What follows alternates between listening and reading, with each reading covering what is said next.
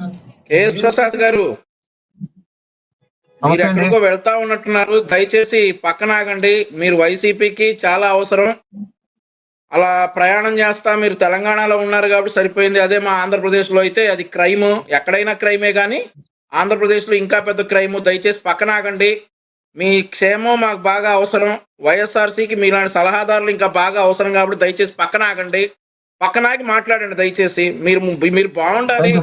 మీరు డ్రైవింగ్ లో మైమర్చిపోయి మీరు వైఎస్ఆర్సీ గురించి చెవటం మైమర్చిపోయి అక్కడన్నా ఏదైనా గుద్దేస్తారని మా భయం. దయచేసి పక్కనాగి మాట్లాడండి. తెలంగాణలో కాబట్టి సరిపోయింది. ఆంధ్రప్రదేశ్ లో అయితే కనుక నా మీద అక్రమ కేసు పెట్టేశారు అని చెప్పి అనేవారు మీరు. దయచేసి వద్దు ఇట్లాంటివి. దయచేసి పక్కనాగి మాట్లాడండి కేఎస్ ప్రసాద్ గారు. చిన్నవాడిని, వయసులో చిన్నవాడిని, అనుభవంలో చిన్నవాడిని అయినా అప్పుడప్పుడు ఇట్లాంటివి తీసుకోవాలి. మంచి చెప్పినట్టు వినాలి కేఎస్ ప్రసాద్ గారు. ఇంకా ప్రయాణిస్తానే ఉన్నారు మీరు. ప్రసాద్ గారు వంశీ గారు అంటున్నారు తెలంగాణలో వేరే ప్రభుత్వం అని. తెలంగాణలో ఏ ప్రభుత్వం నడుస్తుందో మీకు తెలుసా? అంటే వాళ్ళ జూనియర్ ప్రభుత్వం నడుస్తుందండి. చంద్రబాబు శిష్యుడు ప్రభుత్వం.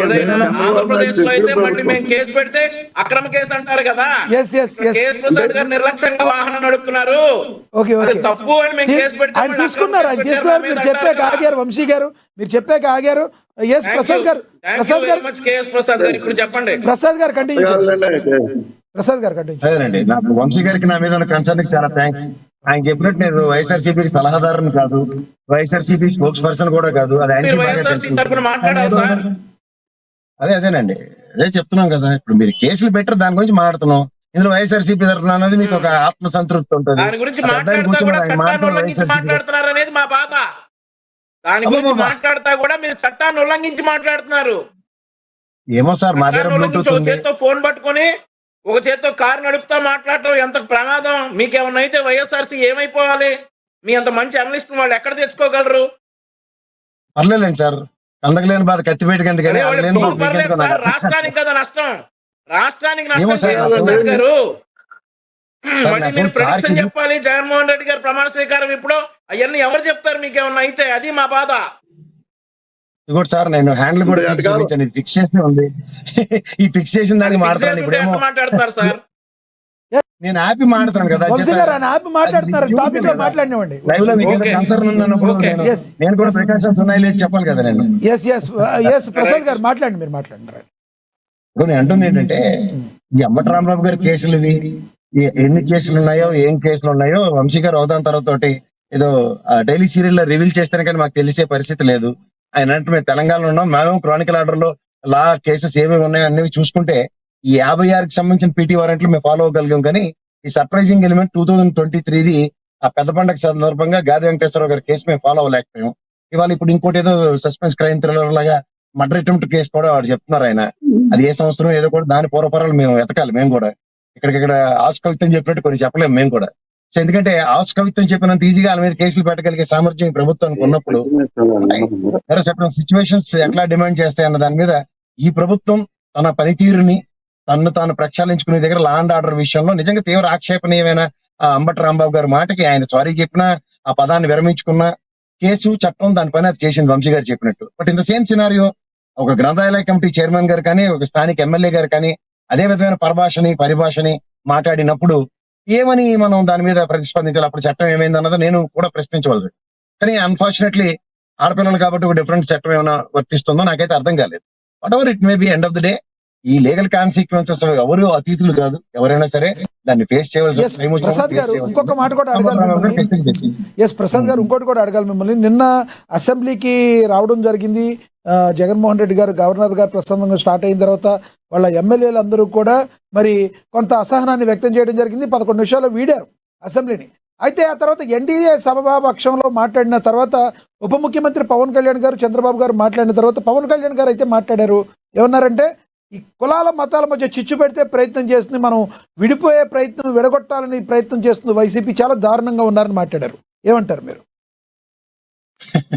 సార్ ఒకటి గుర్తుంచుకోండి, ఇక్కడ ఉన్న ఈ ప్యానల్ మెంబర్స్ అందరికీ కూడా మాకు ఫ్రెండ్స్ ఉంటారు, ఎవరికైనా మీకు కూడా ఉంటారు. నేను వంశీ కూడా ఎప్పుడు ఏదో ఈ డిబేట్ లో జుట్లు పీక్కున్న ఉదంతాలు ఉన్నాయి, కానీ వ్యక్తిగతంగా ఆయన నేను కలిసినప్పుడు ఓ సూర్యోద్భవ వాతావరణం ఉంటుంది మా ఇద్దరికి తప్ప ఏదో మాకు పొలం గట్లు తగ్గు ఉన్నట్టు ఎప్పుడు ఉండదు. ఇది వాస్తవం. అట్లాగే ఈ రోజు రాజకీయాల్లో కులాలని మతాలని రెచ్చగొట్టి రాజకీయం చేద్దాం అన్నప్పుడు ఈ ఎలక్షన్ అయిపోయింది సార్. నెక్స్ట్ ఎలక్షన్ కి రిజల్ట్స్ ఏముంటాయి అన్న దాన్ని చూడాలి. మనం ఉత్తరప్రదేశ్, బీహార్ ఇలాంటి ప్రాంతాల్లో మనం చూస్తూ ఉంటాం కుల ప్రాతిపదిక మీద, మత ప్రాతిపదిక మీద జరిగే elections. But where it comes to Andhra Pradesh అన్న దగ్గర ఈసారి దాన్ని తట్టి లేపారు. ముఖ్యంగా మతపరంగా ఈ లడ్డు వివాదం అన్నది ఎప్పుడు సమొస్తుందో నాకైతే అర్థం కావట్లేదు. ఆ దేవదేవుడి సన్నిధిలో దానికి ఉపశమనం అన్నది వచ్చేదాకా. ఎందుకంటే ఇవాళ చట్టాలకి కూడా మనం గౌరవిస్తున్నావా లేదా అన్నది ఒక పెద్ద ప్రశ్నగా మిగులుతుంది మీరు జాగ్రత్తగా గమనిస్తే. ఎందుకంటే వ్యవస్థ ఒక గౌరవప్రదమైన సుప్రీంకోర్టు ఒక సిట్టుని ఇచ్చేస్తే కూడా, నేను కొన్ని డిబేట్ లో కొంతమంది మాట్లాడుతున్నాను, రిటైర్డ్ జడ్జి కూడా అతను, సస్పెండెడ్ జడ్జి ఒక అతను ఉన్నాడు. The way is talking is totally ridiculous. అసలు దే హావ్ బీన్ బ్రైబ్డ్. ఆ వ్యవస్థకి డబ్బులు ఇచ్చేశారు, బ్రైబ్ చేశారు. ఇది నాకు చాలా ఆశ్చర్యకరంగా ఉంది. అసలు హౌ కమ్ ఇట్స్ పాసిబుల్? అత్యున్నత న్యాయస్థానం, అత్యున్నత దర్యాప్తు సంస్థ రెండు, ఒకటి సిబిఐ, ఇంకోటి సుప్రీంకోర్టు, వీటికి బ్రైబ్ ఏంటండి నాకు అర్థం కావట్లేదు. ఈ ప్యానల్ అంగీకరిస్తారో లేదో నాకు తెలియదు. కానీ ఫస్ట్ థింగ్, ఈ రోజు సిట్ ని గౌరవ సుప్రీంకోర్టు డిప్లాయ్ చేసింది స్టేట్ అండ్ సెంట్రల్ సిబిఐతో కలిపి. పోలీస్ వ్యవస్థ మీద ఎవరికైనా గౌరవం ఉందో లేదో కూడా నాకు అర్థం కావట్లేదు. వాళ్ళు అవుట్కమ్ వాళ్ళు ఏమి ఇచ్చారు? ఛార్జ్ షీట్ మాత్రమే ఫైల్ అయింది. ఫైనల్ వెర్డిక్ట్ ఏమొస్తుందో ఎట్లా వస్తుందో కూడా ఏం లేదు. ఛార్జ్ షీట్ లో ఉన్న పూర్వపరాలను జాగ్రత్తగా గమనిస్తే అందులో క్రిస్టల్ క్లియర్ గా దెర్ ఆర్ సర్టన్ థింగ్స్.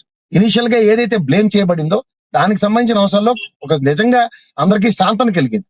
కానీ ఇందులో ఈ మతపరమైన పవన్ కళ్యాణ్ గారు 25 సార్లు ఆయనకి మతిమరుపు ఉందో ఏటో నాకు అర్థం కావట్లే. ఇవాళ మీరు ఒక మాట జాగ్రత్తగా గమనించండి. ఆయన 15 సంవత్సరాలు జహాపన తుజ గ్రేట్ అని చంద్రబాబు నాయుడు గారి దగ్గర ఉండటం, రాజకీయం చేస్తాడు శభాష్. బట్ ఇదే స్టేట్మెంట్ చంద్రబాబు నాయుడు గారి దగ్గర నుంచి ఏమైనా వచ్చిందా సార్? మీరు ఒకసారి చెప్పండి. ఓకే, మా బంధం విడదీయింది అన్నది ఆ కోణంలో మాట్లాడుతున్నాం, we are not denying it. But 15 సంవత్సరాలు ఇలా పవన్ కళ్యాణ్ గారు లాగా అథెంటికేట్గా నేను పవన్ కళ్యాణ్ గారు జనసేన తెలుగుదేశం విడదు అన్న తెలుగుదేశం నుంచి ఆ స్టేట్మెంట్ ఏమైనా చూసారండి? మీరు కూడా జర్నలిస్టే కదా. అట్లీస్ట్ వంశీ గారిని అనమనండి, చంద్రబాబు గారి దగ్గర నుంచి ఏమైనా విన్నాడేమో ఆయన. మేమంటే పోనీ దూరం ఉంటాం, ప్రతిదీ నెగిటివే అంటాడు వంశీ. కానీ ఆయన తెలుగుదేశంలో అధికార ప్రతినిధి హోదాలో ఉన్నాడు.